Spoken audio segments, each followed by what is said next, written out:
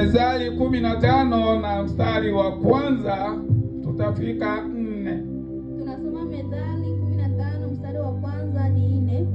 Unasema, jawabu la upole ugeuza hasira, bali neno liumizalo uchochea ghadhabu. 2.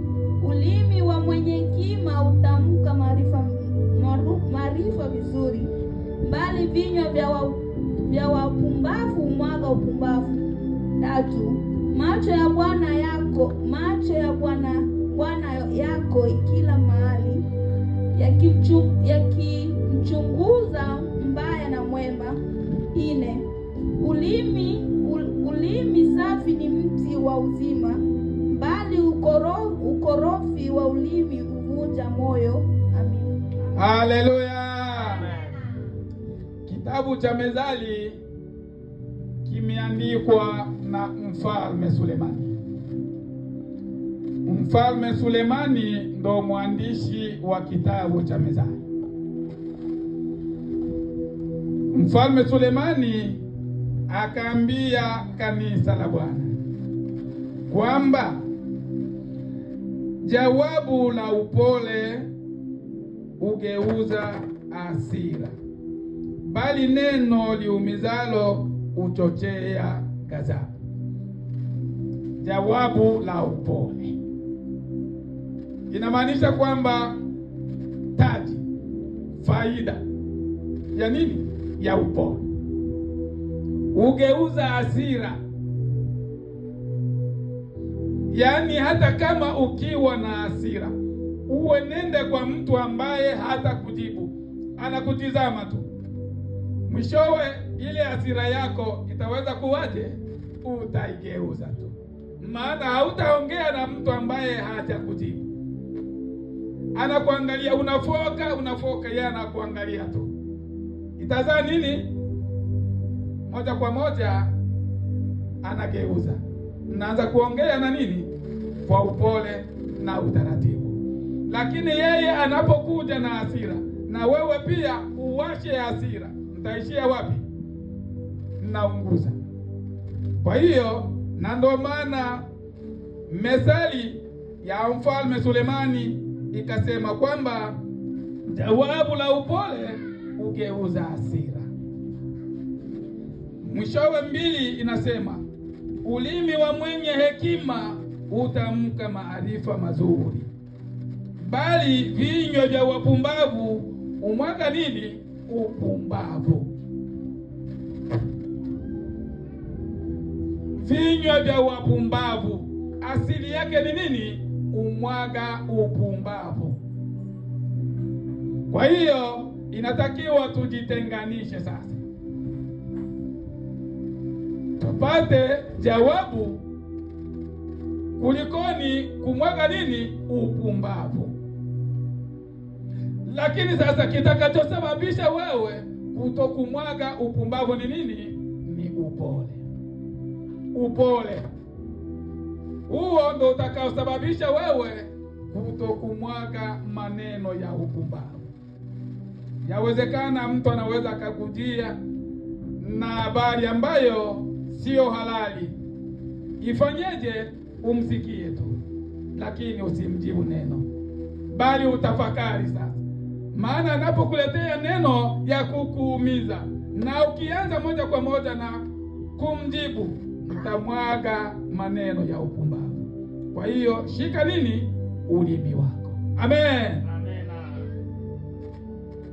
Tunashuka 3, panasema hivi: macho ya Bwana yako kila mahali, yakimchunguza mbaya na mwema. Amen. Amen. Eti macho ya Bwana yako kila mahali, yakimchunguza mbaya na mwema. Usizani kwamba sababu unajitembeza kidogo kidogo, upo kwenye giza, unasema kwamba hapa hivi sionekani. Lakini Biblia inatuhimiza na kutuambia kwamba macho ya Bwana yako kila mahali. Uwe gizani, uwe kwenye taa mwangaza, jicho la Bwana linakuona. Kwa hiyo Shikilia nini? Upole, kama vile ngao na kinga itakao kusababishia kwenda wapi? Mbinguni. Amen. Tunafika 4. Panasema hivi: ulimi safi ni mti wa uzima, bali ukorofi wa ulimi uvunja moyo. Ukorofi, yaani ule ukorofi ni kutokudhibiti nini? Upole. Kutokudhibiti nini? Hekima. Ndo ule ukorofi. Utavunja nini? Moyo. Yaani hata ile baraka ambayo ni baraka ya Mungu ambayo ulikuwa nayo yote siku hiyo, ukishindwa na kumiliki hekima yako, utavunja nini? Yote. Na yote itaisha siku hiyo. Na ndo maana Mfalme Sulemani, kipindi Mungu alimuuliza, nikupe nini Sulemani? Chagua mali kama vile utajiri, nikupe nchi nyingine. Lakini Mfalme Sulemani alisema ya kwamba Mwenyezi Mungu, sina kingine ambacho nakiomba, bali naomba hekima. Amen. Amen. Haleluya. Tuchunguze sasa. Mwenzetu kaomba neno hili moja tena ndogo, na yeye alikuwa anaambiwa akitaka nchi atapewa nchi, akitaka utajiri atapewa utajiri, lakini akaomba neno ndogo tu, hekima. Inamaanisha kwamba upole, hekima, upole, neno ndogo tu. Upewe nchi yote nzima ya Marekani, nchi yote nzima ya Marekani na vyote vilivyomo katika nchi ya Marekani, alafu uchague kwamba hayo yote mimi siyataki, nahitaji nini? Hekima tu. Tujifunze. Kama angekuwa wewe, ungechagua nini? Kama angekuwa mimi, ningechagua nini? Mwenzetu Sulemani alichagua hekima kuliko ni utajiri. Alichagua neno upole. Unamjia na maneno mazito mazito, yeye anakutizama kama hakusikii, anakutizama kama vile hakuoni. Kumbe anakutafakari ni kipi ambacho utakachokivuna kwake, maana hautaendelea kuongea na mtu asiyekujibu. Amen. Amen. Tunaenda ili tujue sasa faida ya nini ya hilo neno ndogo upole, ile neno ndogo hekima. Tuone faida yake sasa. Jaki, tunaenda huyo Methali 16, tunaanzia hapo tunafika kwenye 3. Tunasoma Methali 16 mstari wa 1 hadi 3.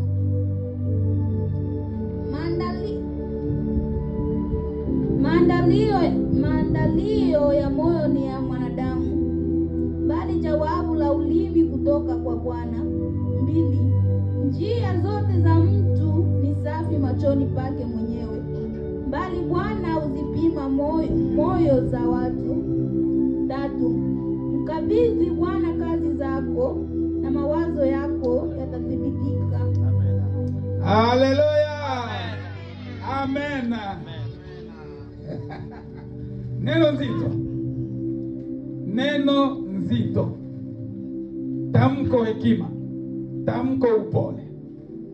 Inasema hivi, faida yake sasa, ili umiliki upole, umiliki hekima, faida ambayo utakayoipata ni kama hii ambayo tunasoma kwa sasa. Maandalio ya moyo ni ya mwanadamu, bali jawabu la ulimi kutoka kwa Bwana. Ili sasa umiliki upole, ili sasa umiliki hekima, ni vema umlilie nani? Mwenyezi Mungu. Amen. Umlilie Mwenyezi Mungu. Huyo ndiye atakayekupa nini? Upole. Huyo ndiye atakayekupa nini? Hekima. Usipomlilia huyo, hakuna mwingine. Usizani kwamba mtoto wako atakupa hiyo hekima. Hapana. Usidhani kwamba rafiki yako atakupa hiyo hekima. Hapana. Atakayekupa hekima ni mmoja tu, kama vile ambavyo tumehimizwa hapa, na huyo ndiye utakayemlilia ili akutengenezee maisha yako vizuri. Amen. Kusudi siku moja uweze kupambana na jicho la Bwana, hekima na upole huo tu. Lakini unapotamka kwamba mimi chambo cha babembe asema inichieta kwa fiotoma ana ndio labino inadosumu kwa labino jamani ya Biblia inakataa hilo. Aseme inatakiwa tuwe na upole. Amen.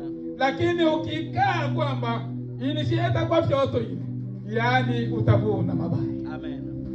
Utavuna nini? Mabaya.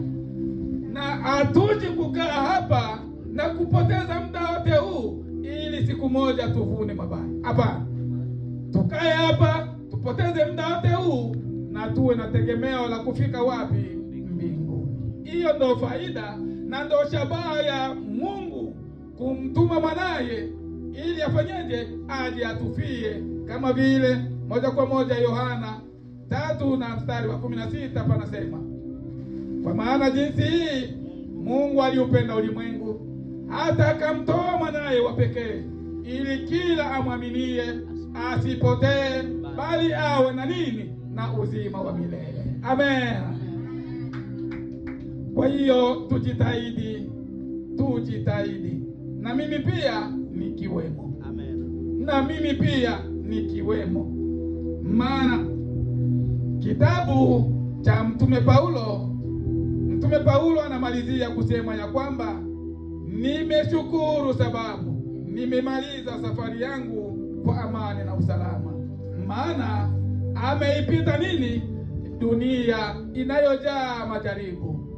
Kwa hiyo tujitahidi tuyamiliki majaribu, na kitakachosababisha sisi kumiliki majaribu, kumiliki mambo yote ya hasira, ni ule upole na hekima.